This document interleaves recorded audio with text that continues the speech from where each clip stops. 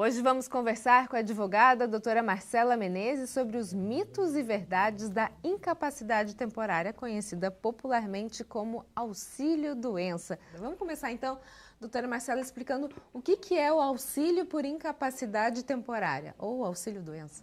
Vamos lá, porque as pessoas acabam conhecendo como auxílio-doença, né? Porque isso já vem sendo falado já há muito tempo. Então, quando a gente fala auxílio por incapacidade temporária, acaba trazendo aí alguma dúvida. Mas é importante a gente entender o porquê que ele foi renomeado.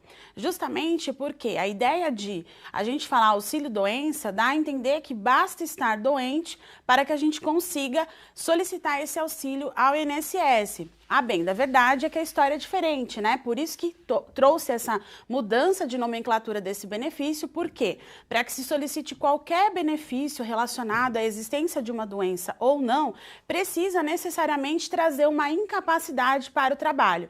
E aí, esse conceito se amolda mais, né? Ele se aperfeiçoa mais nessa situação. Então, para que a gente consiga pedir esse auxílio por incapacidade temporária, é necessário que a doença que você tenha gere uma incapacidade temporária para o trabalho. Então, por conta disso, é importante, porque se nós estivéssemos olhando aí por uma situação, por exemplo, eu posso estar com uma dor de cabeça aqui. Essa dor de cabeça não me impede de estar aqui falando e conversando com você. Então, ela não traz uma incapacidade para eu estar conversando com vocês aqui.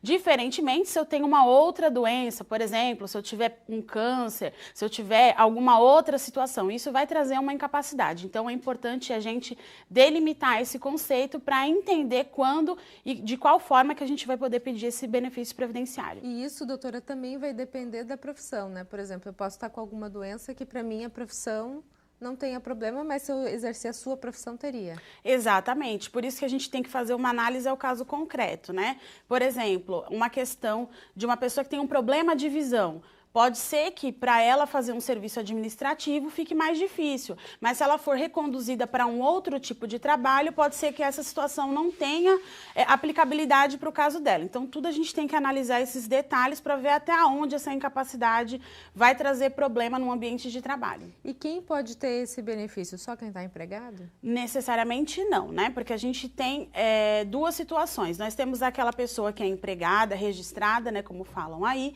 e ela vai ter o direito porque o empregador faz os recolhimentos para ela mensalmente, e existe aquela outra situação que é do contribuinte individual, que é aquele que faz o recolhimento por si só, através do carnezinho, daquelas guias, né, e faz o pagamento mensal. Esse também vai ter direito ao auxílio por incapacidade.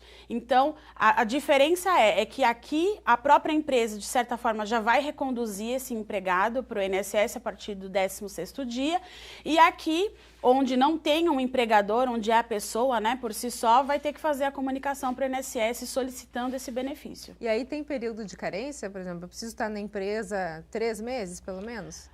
Para a gente conseguir fazer o pedido do benefício por incapacidade, nós precisamos ter pelo menos 12 meses de recolhimentos de contribuição. Isso se você já tem a qualidade de segurado dentro desses 12 meses. Se você quiser, na verdade, retomar a sua qualidade de segurado, aí tem outros tempos específicos. Mas, no geral, são 12 meses necessários para que você consiga pedir o benefício por incapacidade. Agora, doutora, hoje em dia muita gente tem mais do que um emprego. Acontecendo o caso de uma doença, por exemplo, ela recebe 2 benefícios se ela tiver 2 empregos? Não, ela vai receber um benefício só. Se for por conta da mesma doença, vai receber um benefício só.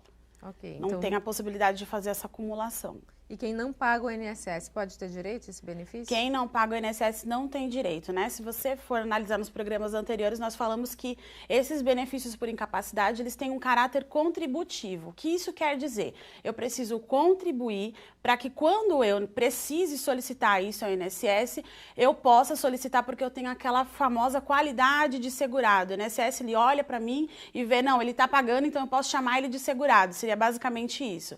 Então, se você consegue preencher com esse requisito, recolhe as contribuições mensalmente, logo você pode usufruir dos benefícios que o INSS lhe fornece. Caso contrário, você não tem direito aos benefícios do INSS. A gente vai ter direito aí só aquele benefício que também é chamado aí vulgarmente por BPC ou até mesmo LOAS, né? Que é um benefício assistencial, diferentemente desses benefícios por incapacidade.